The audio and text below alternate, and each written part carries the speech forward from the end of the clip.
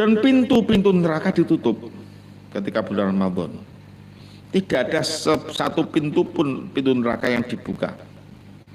Dan pintu-pintu surga dibuka semuanya mulai tanggal 1 bulan Ramadan. Tidak ada pintu surga satu pun yang tertutup.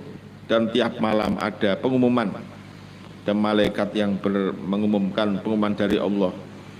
Yang isi pengumumannya yaitu, wahai para pencari kebaikan, menghadaplah. Para pencari kebaikan, menghadaplah. Semangatlah, ini waktunya kalian memperbanyak kebaikan. Wahai bagi syari aksir, wahai para penuntut kejelekan, orang yang mencari kejelekan, urungkanlah. Ini bulan yang mulia. Dan walillahi utaqullah, bagi Allah setiap malam itu banyak orang-orang yang dimerdekakan Allah dari api neraka. Wa ibn Huzaimah wahiban annahu sallallahu soidal mimbar faqala amin amin amin. Ila ya Rasulullah innaka soidal mimbar fakulta amin amin amin. Faqala inna Jibril as-salatu atani faqala man adraka syahr Ramadan falam yughfar lahu famata fatakhala nar fa'abadallah. Qul amin faqultu amin. Wa man adraka bawahi aw ahadihima falam yabirahuma famata fatakhala nar fa'abadallah ta'ala. Qul amin faqultu amin.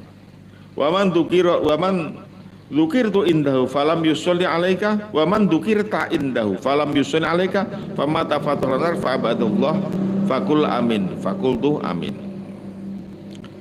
Hadis riwayat dari Imam Ibn Khuzaimah dan Hibban bahwasanya Rasulullah itu pernah suatu hari beliau naik ke atas mimbar masjid. Di situ beliau berkata amin amin amin 3 kali, amin amin sampai 3 kali. Ada sahabat yang berkata, wahai Rasulullah, sesungguhnya ketika panjenengan naik mimbar, panjenengan mengucapkan kata-kata amin sampai saya hitung 3 kali, wahai Rasulullah. Itu penyebabnya apa? Kemudian Nabi menjawab, sesungguhnya Jibril datang kepadaku dan beliau berkata, siapa yang menemui bulan Ramadan, dia tidak diampuni dosanya, maka dia mati. Maka kemudian dia masuk neraka, semoga Allah menjauhkan dia dari rahmatnya. Muhammad katakan amin. Terus saya menjawab amin. Jadi pertama kali itu Jibril berkata seperti itu, siapapun yang menemui bulan Ramadan kok tidak diampuni dosanya, artinya apa? Di bulan Ramadan dia tidak memperdulikan kedatangan bulan Ramadan sehingga dosanya tidak diampuni oleh Allah Subhanahu wa ta'ala. Dia cuek dengan bulan Ramadan, tidak ada bedanya dengan bulan-bulan yang lain. Dia tidak memperbanyak ibadah di bulan Ramadan sehingga dosanya tidak diampuni.